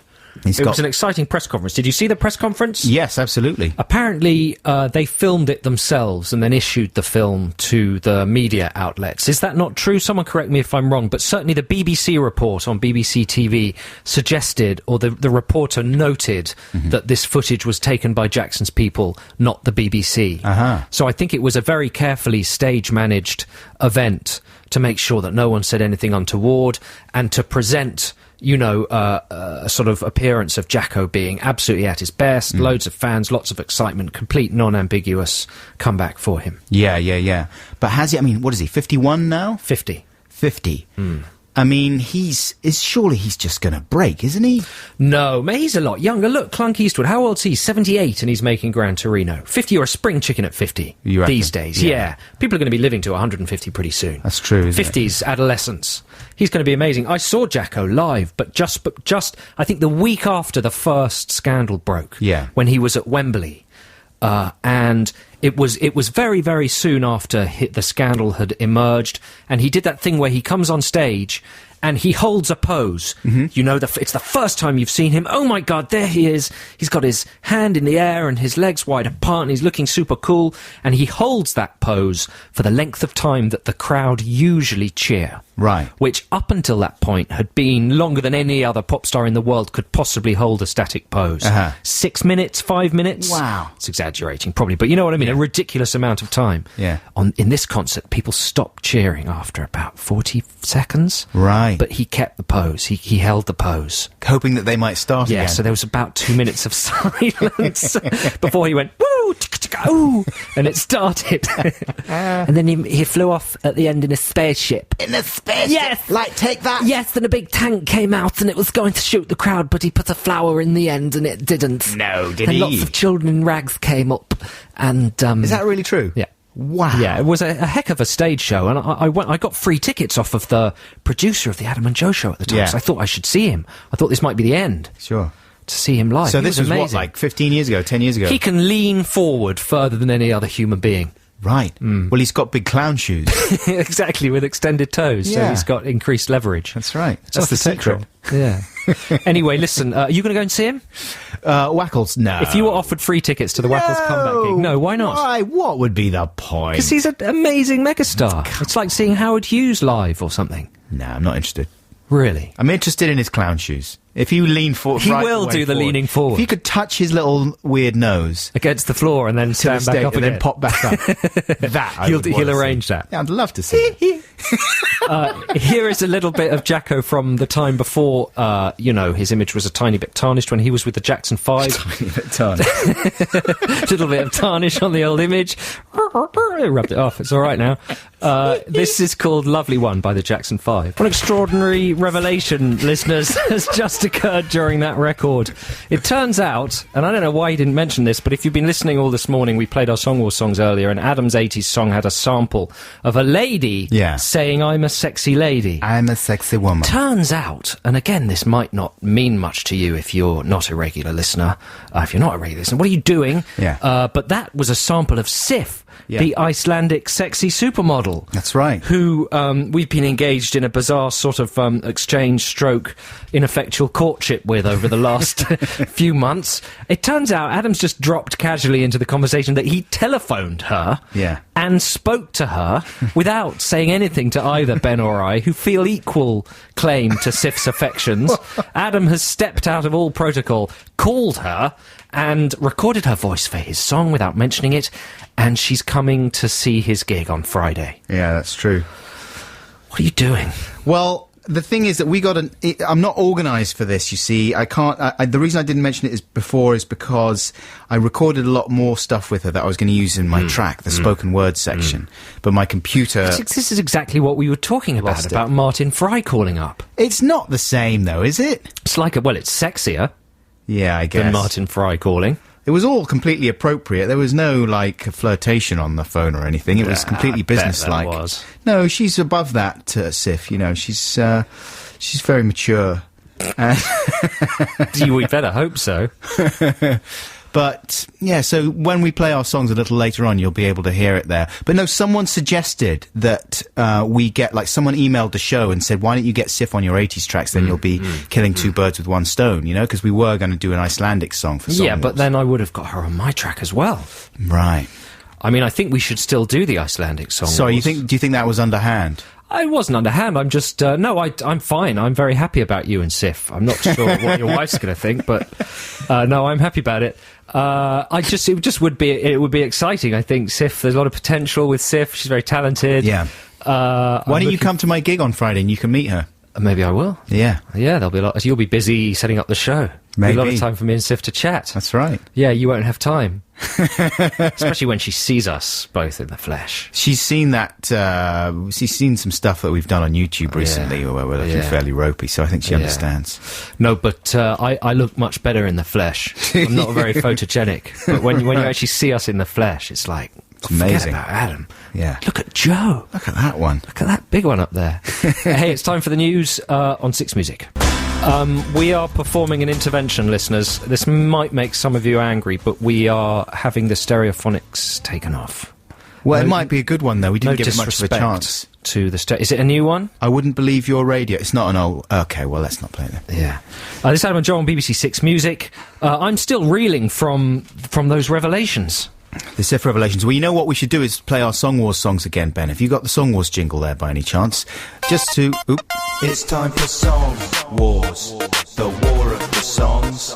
A couple of tunes by a couple of prongs, so check it out. Yes, it's time to hear the Song Wars songs again, listeners. Song Wars is the part of the show where we go off and record songs on themes. If you think the following bits of music are a bit peculiar and lame, then do bear in mind that we've made them entirely on our owns. Is that the correct grammar? Yes, that is, yeah. In our rooms. I'm just frightened of being beaten up by Stereophonics fans now. Oh, don't worry. That's all right. You're allowed to have taste. But some people love the Stereophonics. They're brilliant. We just happen not to. Yeah, but it's not balanced, though. Stereophonics get played all the time by everybody. Yeah. You know what? Fine. Actually, it wasn't about taste. It was just we had a technical problem. When I said you're allowed to have taste, I don't mean that the Stereophonics themselves are of bad taste, but you're allowed to have personal taste. Right. You know, just because you dislike something doesn't mean it's bad. I think we are not allowed on the BBC. Well, I don't know. You could say you love the Stereophonics, but get angry with me and then it'll be balanced. I can't believe you took it off. You are a bad, stupid man. I hate them. I think they're an average band. Really boring. They're not. They're good. They're brilliant. They're annoying. They rock. And he's great. The man, he's got like a leather jacket and big shades. And a quiff. They write boring songs about driving. Wrong. Absolutely wrong. You're wrong. There we go. That's a bit of passionate balance there on the BBC. Good. The Song Wars songs, we do record them and write them entirely ourselves just using our laptops, so forgive their peculiarness. We'd like you to listen to them both and vote for your favourite via email. The email address is adamandjoe.sixmusic@bbc.co.uk.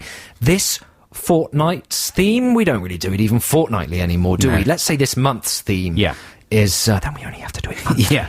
It's Ultimate 80s. It's the Ultimate 80s. You went first last time, so I'll go first this time. This is my 80s song, which takes in all kinds of bits of the 80s and puts it in a big stinky vat and mixes it around.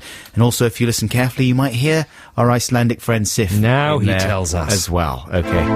One thing that I really hate is how we are no longer in the 80s. I wish Doc Brown from Back to the Future could take me back there now in his DeLorean car. I'm going back to the 80s, a decade of fun. You could make lots of cash and gender bend in the sun. You could dress like a Ponce or a pirate from space and draw wavy lines on your face. Margaret Thatcher, shoulder pads, New Kids on the Block, fresh, body popping, funny Eddie Murphy, Metal Mickey, a Dayglow sock. New York girls who dressed all slutty, boys from Camden who were nutty. The king of pop when he was black, Shack Attack. I live in the 80s, my life is fantastic. I've got a giant flat made of money and plastic. I play Space Invaders, I drive a C5. What a great time to be alive. This is a sample of James Brown. Scratching. I'm a sexy woman. We had the Beastie Boys for tea, their behaviour was disgraceful. They vomited on adamant and Boy George got a face full. Ad-Rock broke my Rubik's Cube and Mike D punched Rick Astley. MCA watched MTV, the whole thing was just ghastly. The 80s were destroyed by the Beastie Boys. They were so rude and made a terrible noise. Why did they have to shout at the end of every line? Before them everything was fine. Oh, take me back today, it's horrible here. There's crappy 80s music, unemployment and fear. Oh wait, they had those then, of course I nearly forgot. In fact, things haven't changed a lot. You see? A little bit of social comment at the end there. Listen, good song, but putting that aside for one moment. Siff, if you're listening, if Adam phones you up, then you've got to realise that you it's wrong to use the phrase belong to us, because that would be wrong. But you do, and to us both. So you can't just do things for Adam's song and then not tell me about it. Right.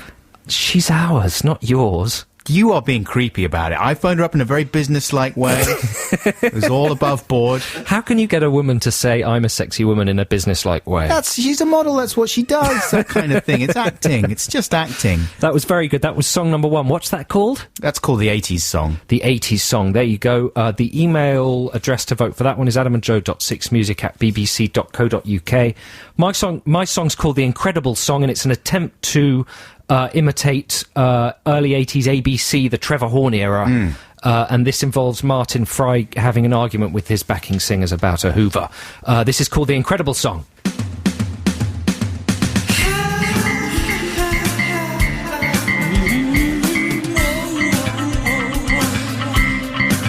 When the world is like a huge potato and it looks as though you've had your chips, you thought that you could trust the captain. Now you're sailing on a sinking ship. Where's the Hoover? Don't interrupt my vocals. I can't find it. It's under the stairs. No, it isn't. Won't you leave me alone when I'm singing this incredible song? No one understands my 80s genius. Or perhaps you're just a melodramatic ponce.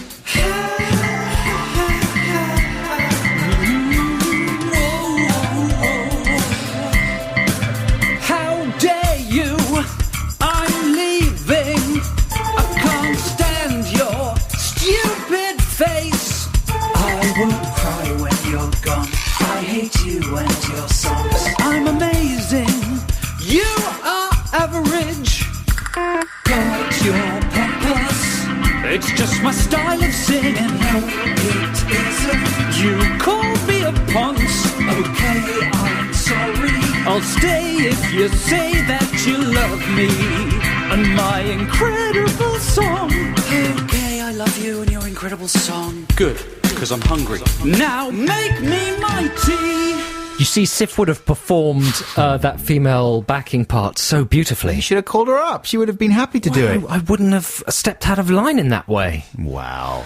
She's a friend of the show. Is she? Or is she just a friend of yours? Oh, no. They were the Song Wars songs, listeners. 80s song, an incredible song. Vote for your favourite. You can vote until Friday evening. The voting lines, we don't have any lines, do we? But it sounds good. Close at what? When? Charlotte goes home at midnight. Charlotte goes home at midnight. So, does she go home at midnight? That's not safe, is it? We need a longer set of conditions to read out. You know, terms and conditions, yeah. Whenever Fern Cotton has to read out the terms and conditions, it takes about 5 minutes. Fern Britton. Or Cotton. Cotton. Yeah. So yeah, you can vote up until Friday night if you're listening on the podcast, or listen again. Every vote is counted. Thank you for your attention. Now here's some more 80s tinged enjoyableness from LaRue. This is In for the Kill. Would sound very good on an accordion on the Paris metro, wouldn't it? That's lovely stuff from LaRue. In for the Kill. This is Adam and Joe here on BBC Six Music, and I think it's time for us to wind up Text the Nation for this week. Let's have the jingle one more time, Ben. Text the Nation. Text the Nation. What if I don't want to? Text the Nation. It doesn't matter. Text. Text the Nation this week is all about gig etiquette. We're trying to draw up a manifesto for behaviour at gigs to improve the experience for everybody. How many points have we got so far? Well, I would say around 6 good ones, but rather than finalise the list on air today. What we're going to do is leave it open so that you can continue sending ideas in throughout the week, and then we'll finalise it for next week's podcast. Yeah, on Retro Text the Nation in next week's podcast. Yeah. Yeah, if you don't listen to the podcast, Retro Text the Nation is an exciting opportunity for people to contribute to the Text the Nation theme during the week after the show. Does that make any sense? That then gets read out in the next podcast. Beautifully explained. Thank you. So, here are some more suggestions for gig etiquette. This is from Chris in Norwich, and he suggests an entrance examination. Now, this is a good idea that someone else has suggested as well. An entrance examination to ensure that only interested people get inside. Mm-hmm. So you don't get these sort of touristy, casual people dipping into concerts who then don't really listen or chat or text their friends or only recognise the hits. Right. Stuff like that. Isn't that quite annoying? That's very annoying. I wonder who those people are, though. I don't understand the mindset of someone who actually go out and buy a ticket. Maybe they're people who haven't actually purchased their tickets. Yeah, or the friend's got a spare ticket or something. Right. But what do you think about that? An actual little exam. So you're asked a sort of random quiz question about the band, and if you get it wrong, no entry. Uh-huh. But then it's difficult because you need the casual viewers to come along sometimes in order to be converted and then spread the word. Not anymore. Not anymore. No. It's much more ruthless business now. Okay. I like the exam. Let's pop that on the manifesto there. Yep. Here's another one from Julian in Notts. He says, here's another gig suggestion. People who throw half-empty plastic glasses should be forced to stay behind and do the cleaning up. So, yes, you can throw things. That's fine. Be silly if you want, but you will clear them up afterwards. We're turning the gig-going experience into something really very restrictive. And pathetic. It's the idea, isn't it?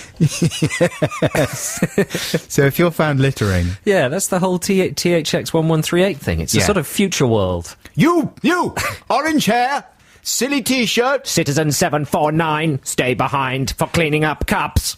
You were seen throwing a cup at the bass player of the Fleet Foxes. You must stay behind and clean up all the cups. Violated Manifesto Code 7. Stay behind. Your entrance exam was below par. Fail. You will not be allowed into the gig.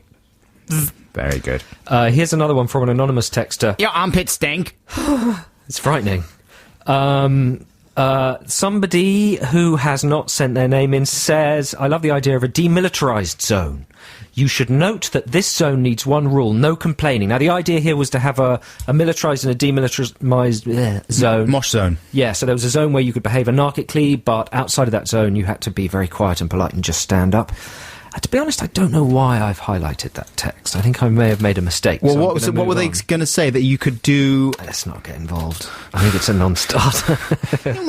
Okay, here's a good one. This is Emily in Limehouse. At the start of a gig, when fans are being led into the venue, there should only be one door opened. When I go to gigs, I often queue for hours to ensure I get a good spot on the barrier. There's nothing worse than another door or gate being opened first, so people who arrive later get in earlier. So unfair.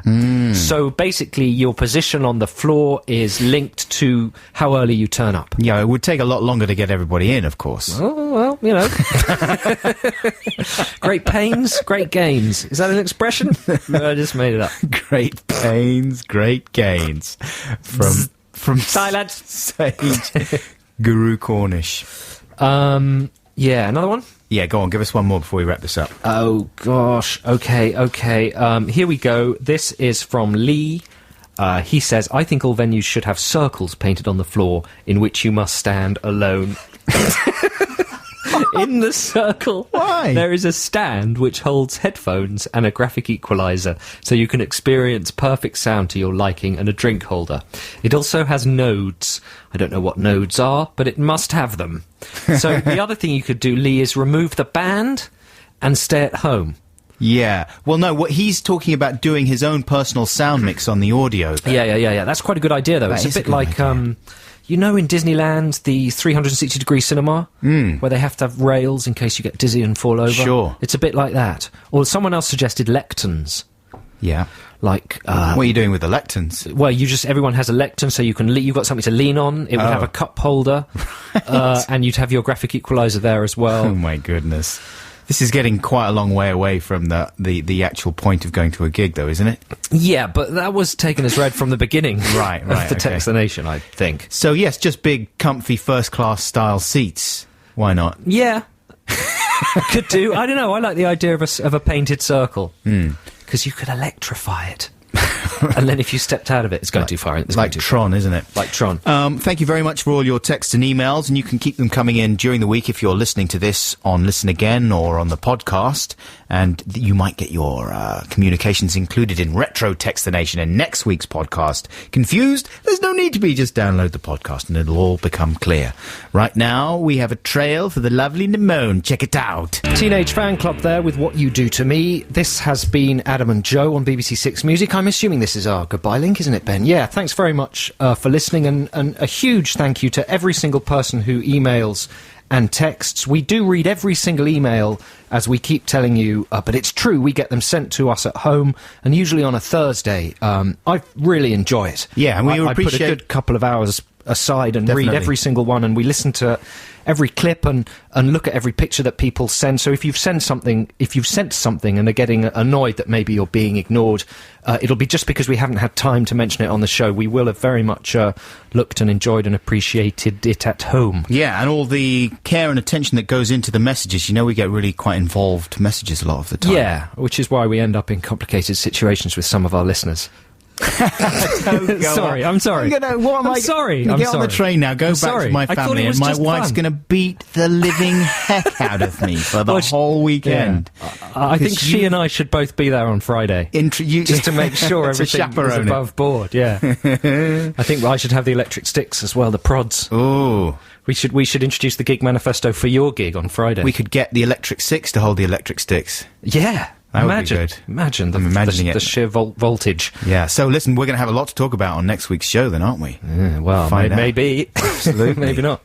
And, of course, we'll be finding out who is the winner of the 80s Song Wars. Keep voting throughout the week for that. Yeah, and the podcast will be available for download, I think, about Tuesday it pops Monday up. Night. Yeah, Monday night, whenever the head of Six Music has a chance to listen to it, to check that it's complied with all the regulations. Complied. And there's no bullying or swearing. Absolutely, and no extreme racism. You know what I mean? Yeah. There's a few people who Yes, Adam Buxton. What does that mean? It's just a bit of fun. Okay, bit of fun. Just random, meaningless bit fun. of random fun. That's the end of the show. Liz Kershaw coming up next. Thanks for listening. Take care. Have a good week. Bye. Gorillas.